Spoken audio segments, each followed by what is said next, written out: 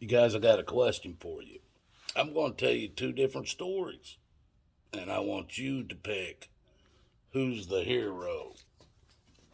Let me write that down. That's going to be the name of this video. Who's the hero?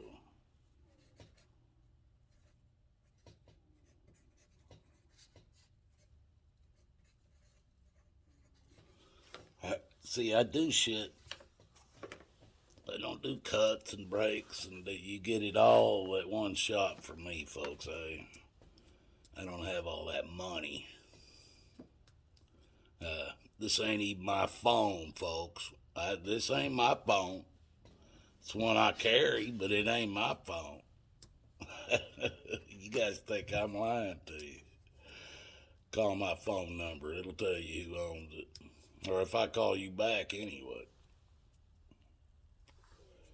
And there's people out there that has my phone number. Anyway, I want to stick with Bub. Got these two stories. One man. I'm going to tell you about two men. And you tell me who's the hero. One man. He was the oldest of three boys.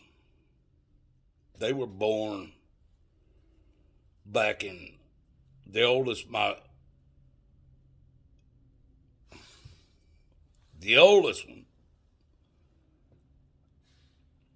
was born in 1930. The youngest one was born, I think, 1936, and there was one in between. These three boys, born starting in 1930, survived through the Great Depression, the first many years of their lives. And after the Great Depression still went on. It didn't just stop. Still went on for years. But the oldest boy, there was a war that happened when they started getting older. Korean War. The oldest boy was trying to protect his two younger sons. Now by this time, they had been passed through their parents. I don't remember what they said happened to the parents, but the parents weren't involved. At a young age, the boys were thrown into adoption facilities and stuff, and were finally adopted off to a family that owned a tobacco farm and needed some help. And they lived there up until the point of this Korean War starting. And the oldest boy, because he knew they were going to bring the draft back out. He knew it. So the oldest boy of the three boys, I think he was at 17 or 18 years old, signed up for the Army.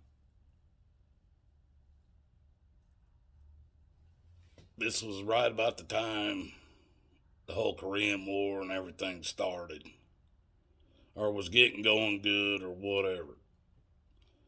So the oldest boy decided, all right, I'm gonna go into the Army, and he got in there, and he was wanting to make a deal with the Army.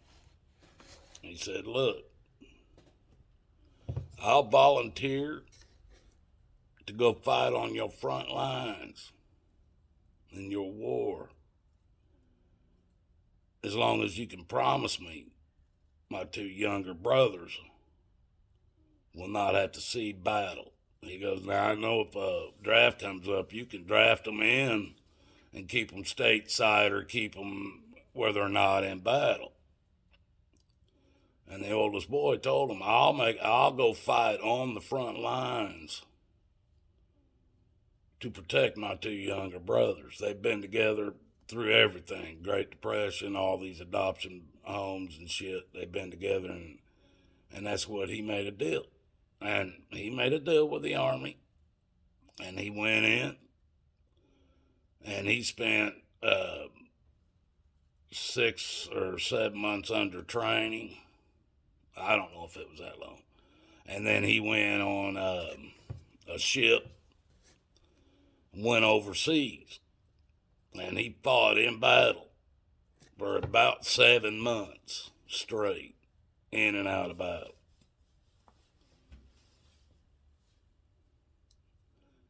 He walked away with 3 bronze stars and 1 silver star from what he did in battle. After making this deal with the military, that he would do this, he would go fight on the front lines, he still walked away with 3 bronze stars and a silver star. He gave it his all. Now, that's the first one I'm going to tell you about. The second one is this. A man went into the military at a young age. When he went in, there was a war going on, and he got shipped off to Iraq. And he was even, when he went in, when they took his team and went into battle, it was the first time the Osprey planes were used. The Ospreys are those planes that they look like a plane, but their motors turn up and down, and they can lift up like a helicopter, and once they get up there, they can turn them engines and fly as fast as a plane. This man, when he went, when his team was taken into battle, it was the first time these were ever used.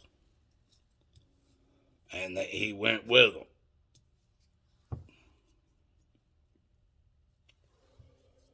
He got through all that, and it was time for him to come home.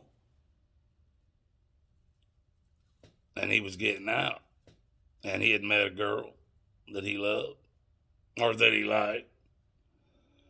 And they started seeing more once he was back stateside. They started seeing more of each other. And they ended up, one of them was graduating from college, and my son, I blow it for you. My son, the other one was coming out of the Marines. See, I blow it on my old man shit.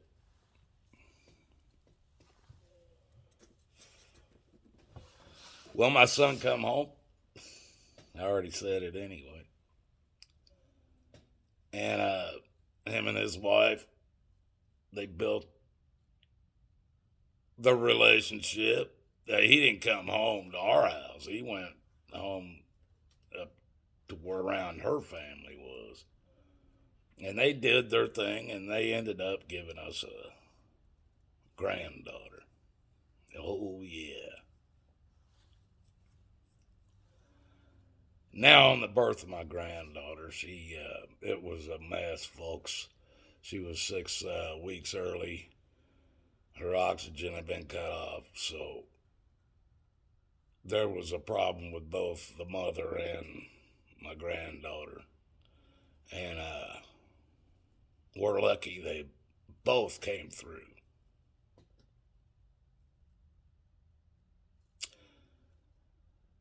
But now we're 4 years later, and my son and his wife have dealt with a disabled child. And they've been put through a lot.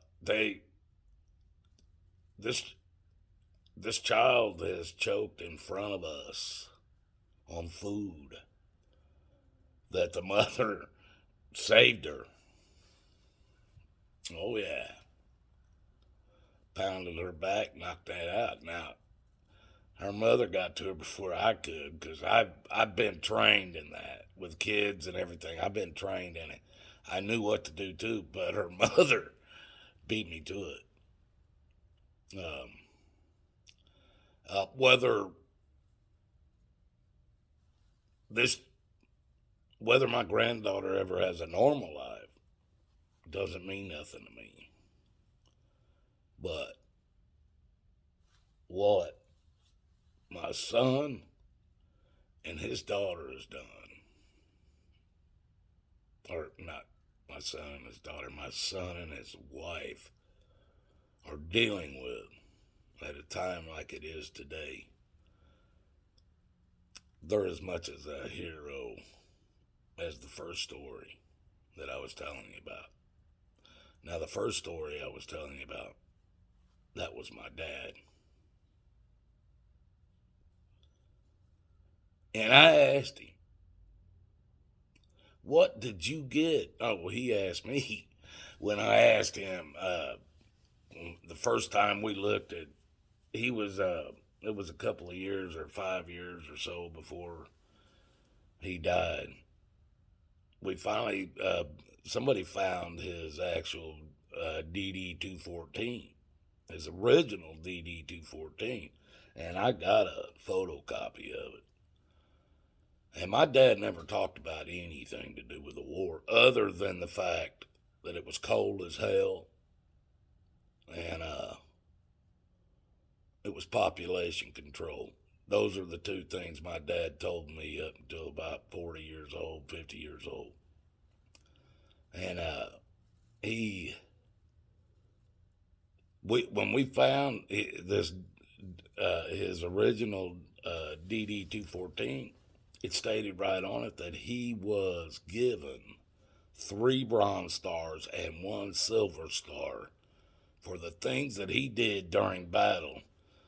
And I can only figure 7 to 8 months that he was actually in battle, because it took months, or not months, but a month or so before they got across in the ships that they were all being shipped out in. Sometimes it would take a couple of months to get to the locations they were going.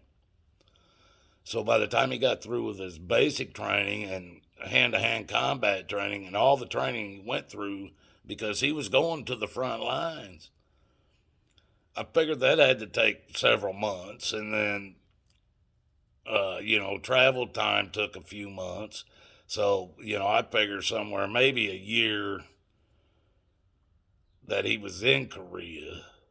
And then maybe, I'm hoping and praying it was not more than 7 months of battle. I don't know. Because I've watched some of the videos and people of that of the chosen reservoir battles, and they are unbelievable. That, and my dad hated cold. That was the cold. Cold. That's what he always said. It was cold. But they were both family members, like I was saying. One was my dad, and the other one was my son. And I consider them, for what they did, they were both heroes. Whether what they did was right or not is going to be. Now, those things that they did to be considered heroes, whether those things will be right with God, I don't know. That's between them, that they got to deal with. But my dad made some deals when he was younger that he has to deal with. And I don't know, folks. He claims he was baptized. I'm the only one between the two of us that ever brought up God or Jesus or anything. And it was me asking him, do you believe in God? And he would look at me and say, yeah. And I say, I hope so, because this man he hit the same beach 7 times, life expectancy being about 15 seconds once the door dropped on them boats that they were getting out of. The front people died immediately. And he did that 7 times and never got hit by a bullet or a piece of shrapnel. The whole time he was in battles. Never got hit by anything that wounded him. Now, he was frozen damn near to death, but other than that, he done whatever they give bronze stars or 3 bronze stars and 1 silver star to. From everything I see, that was over and above and doing things that most people wouldn't do. That's what I found on those medals. I don't know that I could have ever earned those. And folks, he was 5'7", 135 pounds. I'm 5'7" and about 182 pounds right now. I'm bigger than what my dad was when he got those medals. As far as thicker, not taller. But I think it was about 3.5 foot tall when he actually died at 90 years old. He kept shrinking. It blows my mind. I keep a measuring tape nearby because once I start shrinking, I'm going to let you guys know it. Think I'm kidding? Now, this whole video, I planned on it being, I was going to tell you 2 different stories until I blew it, and I almost blew it in the first story, but I couldn't get through my sons without calling it. God loves you guys. I love you. Just another Watachi story. Till the next one.